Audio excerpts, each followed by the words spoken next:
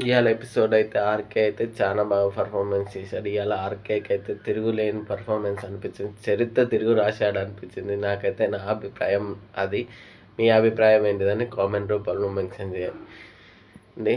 Today వచ్చి episode అయితే start అయింది. ఎపిసోడ్లో అయితే టీమ్గా డివైడ్ అయ్యారు. టీం అయితే ఆర్కే ఉన్న దీపక్, ఝాన్సీ, శశిగా గ్రూప్గా క్రియేట్ అయ్యారు. గ్రూప్గా క్రియేట్ అయినాక లాస్ట్కు ముగ్గురు మిగిలారు. ముగ్గురిని ఒక టీమ్గా వేసిండు. కానీ ఒక్కొక్క టీంలో ముగ్గురే కావాలని అంటే అప్పుడు ఆర్కే అయితే పర్ఫెక్ట్ డెసిషన్ తీసుకున్నాడు. శశిని రిమూవ్ చేసిండు. ఎవరైనా ఝాన్సీకి కార్డు ఉన్నప్పుడు కార్డు యూజ్ చేసుకుంటారు, కానీ ఝాన్సీని అయితే రిమూవ్ చేయరు కదా. ఆ అడ్వాంటేజ్ అయితే యూజ్ చేసుకున్నాడు. రామకృష్ణ అయితే ట్రిక్కీగా ఆలోచించి మళ్ళీ లాస్ట్ మూమెంట్లో ఇంకా ఆ గేమ్లో అయితే ఆర్కే టీం అయితే గెలిచింది. ఆర్కే టీం గెలిచింది. లాస్ట్కి అయితే ఓటప్పిల్ గురించి అడిగితే ఓటప్పిల్ ఫస్ట్ రామకృష్ణ ఆర్గ్యుమెంట్ చేశాడు, నేను చేసుకుంటా ఓటప్పిల్ అంటే. లేదు దీపక్ అని అన్నది.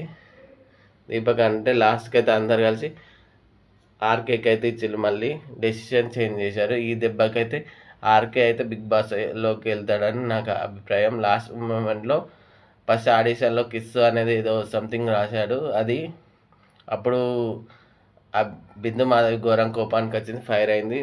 అది ఫైర్ అయినప్పుడు దాని గురించి ఇవాళైతే బిందు మాధవి అప్రిషియేట్ చేయాలని కోరాడు. కానీ బిందు మాధవి వచ్చింది, స్పోర్టీ స్పిరిట్గా డ్యాన్స్ చేసి అప్రిషియేట్ చేసింది. ఈ దెబ్బతో అతను కన్ఫ్యూజ్ అయినా కానీ మంచిగా గేమ్ ఆడుతున్నాడు.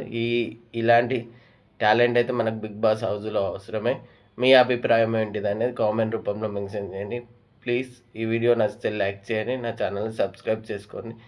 ఇంతవరకు ఎవరు సబ్స్క్రైబ్ చేసుకోని వాళ్ళు సబ్స్క్రైబ్ చేసుకొని మోర్ వీడియోస్ గురించి నా ఛానల్ని ఫాలో అవ్వండి.